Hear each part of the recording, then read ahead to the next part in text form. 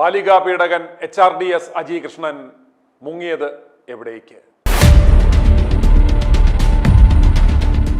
തന്റെ പ്രായപൂർത്തിയാകാത്ത 11-കാരിയായ മകളെ അജി കൃഷ്ണൻ ലൈംഗികമായി പീഡിപ്പിച്ചു എന്ന പരാതിയിന്മേൽ HRDS എന്ന ഹൈറേഞ്ച് റൂറൽ ഡെവലപ്മെന്റ് സൊസൈറ്റി എന്ന ഉടായ്പ സംഘടനയുടെ സ്ഥാപക സെക്രട്ടറിയും സ്വയം പ്രഖ്യാപിത ചെയർമാനുമായ അജി കൃഷ്ണനെതിരെ ഇക്കഴിഞ്ഞ ഏപ്രിൽ 10-ാം തീയതി 135/2026 നമ്പറായി പോക്സോ വകുപ്പുകൾ ഉൾപ്പെടെ ചാർത്തി south west Delhi Safdarjung enclave police ഒരു കേസ് രജിസ്റ്റർ ചെയ്തിരുന്നു.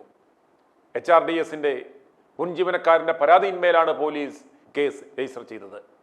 കുട്ടി തനിക്കുണ്ടായ പീഡനം സ്കൂളിലെ കൗൺസിലറോട് വിവരിക്കുകയും സ്കൂൾ അധികൃതരുടെ നിർദ്ദേശപ്രകാരമാണ് കുട്ടിയുടെ പിതാവ് പോലീസിൽ പരാതി നൽകുകയും ചെയ്തത് എന്നാണ് വിവരം. മജിസ്ട്രേറ്റിന് മുൻപിലും കുട്ടി 164 സ്റ്റേറ്റ്മെന്റ് നൽകുകയുണ്ടായി. ഔദ്യോഗിക ആവശ്യത്തിനായി കുട്ടിയുടെ പിതാവിനെ അടുത്ത സംസ്ഥാനത്തേക്ക് അജി കൃഷ്ണൻ അയക്കുകയും 11-കാരിയായ കുട്ടിയെ തൻ്റെ മകളെപ്പോലെ നോക്കിക്കൊള്ളാം എന്ന് കുടുംബ സുഹൃത്തു കൂടിയായ അജി കൃഷ്ണൻ പറഞ്ഞപ്പോൾ അത് വിശ്വസിച്ച ആ പിതാവ് പോയപ്പോൾ ആ രാത്രിയിൽ അജി കൃഷ്ണൻ മോശമായി പെരുമാറി എന്നതാണ് പരാതി. ചോദ്യം ചെയ്യുവാൻ പോലീസ് അജി കൃഷ്ണനെ വിളിച്ചു വരുത്തിയെങ്കിലും സ്റ്റേഷൻ ജാമ്യത്തിൽ വിട്ടയച്ച പോലീസ് അജി കൃഷ്ണന് മുങ്ങാനും മുൻകൂർ ജാമ്യം നേടുവാനുമുള്ള അവസരം ഉണ്ടാക്കി കൊടുത്തു എന്ന് വ്യക്തം. ഇപ്പോൾ ഫോൺ സ്വിച്ച് ഓഫ് ചെയ്ത് അജി കൃഷ്ണൻ മുങ്ങിയിരിക്കുകയാണ്.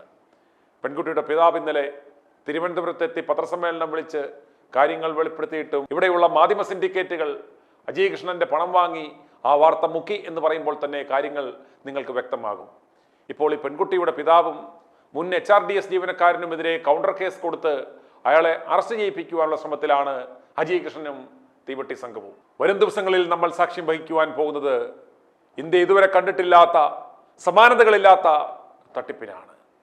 തൊടുപുഴ ആസ്ഥാനമാക്കി രജിസ്റ്റർ ചെയ്തിട്ടുള്ള ഒരു തട്ടിക്കൂട്ട് സൊസൈറ്റിയായ HRDSന്റെ വെബ്സൈറ്റ് കണ്ടാൽ ഏതോ അന്താരാഷ്ട്ര ഏജൻസിയുടെ ഇന്ത്യൻ ഡിവിഷനാണിതെന്ന് തോന്നിപ്പോകും.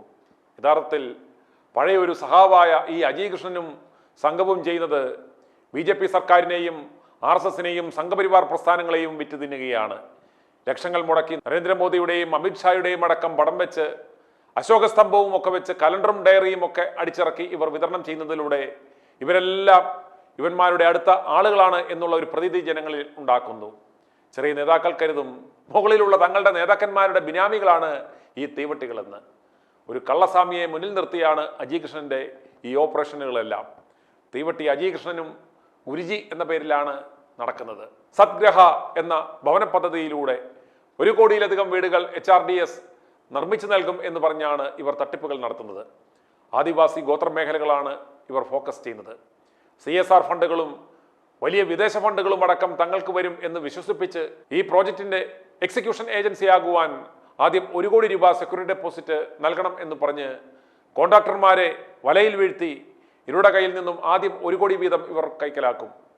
എഗ്രിമെന്റ് ഒപ്പിട്ട് കഴിഞ്ഞാൽ 1000 വീടുകളുടെ നിർമ്മാണ കോൺട്രാക്ട് ഇവർക്ക് കൊടുക്കുമെന്നും 90 ദിവസത്തിനകം ആദ്യം 100 വീടുകളുടെ അഡ്വാൻസ് ആയ 7 കോടി അക്കൗണ്ടിൽ നൽകുമെന്നും പറഞ്ഞ് വിശ്വസിപ്പിച്ചാണ് തട്ടിപ്പ് ആരംഭിക്കുന്നത്. അങ്ങനെ നിർമ്മാണം പുരോഗമിക്കുന്ന വേളയിൽ ഓരോ 90 ദിവസം കൂടുമ്പോഴും 7 കോടി വീതം അക്കൗണ്ടിൽ കൊടുക്കുമെന്നാണ് ഇവർ വാഗ്ദാനം നൽകുന്നത്. എന്നാൽ നാളിതുവരെയായി ഒരൊറ്റ കോൺട്രാക്ടർമാർക്കും ഇവർ ഇപ്രകാരം പണം നൽകിയിട്ടില്ല. കേസിന് പോയാൽ പണം നൽകില്ല എന്ന് ഭയപ്പെടുത്തിയതിനാൽ ഒരാളൊഴികെ ആരും ഇതുവരെ കേസിന് പോയിട്ടില്ല. രാജസ്ഥാൻ സ്വദേശിയായ ജിതേന്ദ്ര ഇപ്രകാരം 125 വീടുകൾ നിർമ്മിച്ചു നൽകി 7 കോടി നഷ്ടപ്പെട്ടിപ്പോൾ കേരള DGPക്ക് പരാതി നൽകി കാത്തിരിക്കുകയാണ്.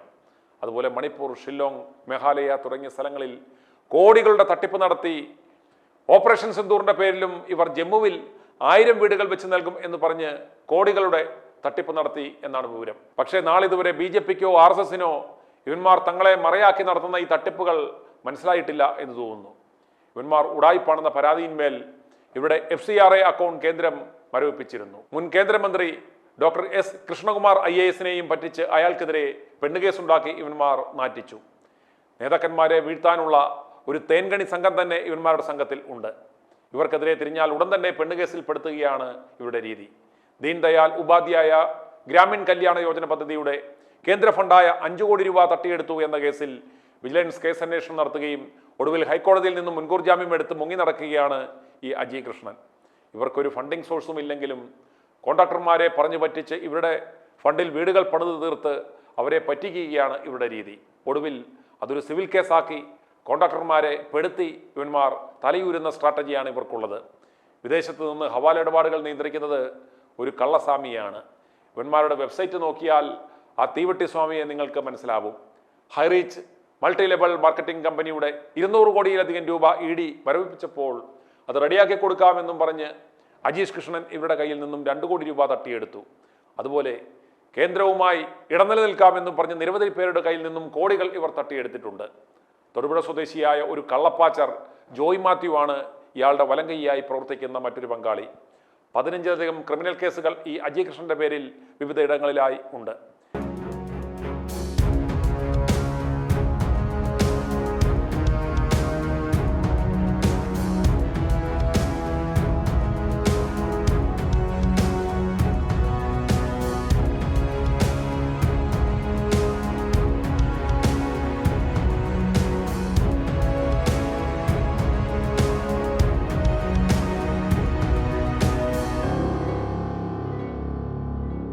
HRDSന്റെയും അജയ് കൃഷ്ണന്റെയും ജോയ് മാത്യുവിന്റെയും തട്ടിപ്പിന് ഇരയായവർക്ക് ഞങ്ങളെ താഴെ കാണുന്ന നമ്പറിൽ വിളിക്കാവുന്നതാണ്. സ്വപ്ന സുരേഷിന് ജോലി കൊടുത്താണ് ഈ ഉടായ്പ സംഘടന ആദ്യം മാധ്യമ ശ്രദ്ധ നേടുന്നത്. അട്ടപ്പാടിയിൽ തട്ടിപ്പ് നടത്തി അജയ് കൃഷ്ണൻ ജയിലിൽ കിടന്നിരുന്നു. 2022 ജൂലൈയിൽ ഷോളയൂർ വട്ടലക്കി സ്വദേശി രാമൻ നൽകിയ പരാതിയിന്മേലാണ് ഇയാൾ ജയിലിലായത്. അജയ് കൃഷ്ണന്റെയും ജോയ് മാത്യുവിന്റെയും സംഘത്തിന്റെയും തട്ടിപ്പുകളുടെ ഒരു പരമ്പര ഞങ്ങൾ ഉടൻ ആരംഭിക്കാൻ പോവുകയാണ്. ജയലളിതയുടെ മകൾ എന്ന പേരിൽ ഒരു ഉടായ്പിനെ ഇറക്കിയതും ഈ അജയ് കൃഷ്ണനും സംഘവുമാണ്. ഇവന്മാരുടെ സകല തട്ടിപ്പുകളും പരമ്പരയായി വരും ദിവസങ്ങളിൽ നിങ്ങൾക്ക് i2i ന്യൂസിലൂടെ കാണാവുന്നതാണ്. i2i News, an eye for truth. i2i news subscribe ചെയ്തിട്ടില്ലാത്തവർ ഇപ്പോൾ തന്നെ സബ്സ്ക്രൈബ് ചെയ്യുക. നോട്ടിഫിക്കേഷൻ ലഭിക്കുവാൻ ബെൽ ബട്ടണും അമർത്തുക.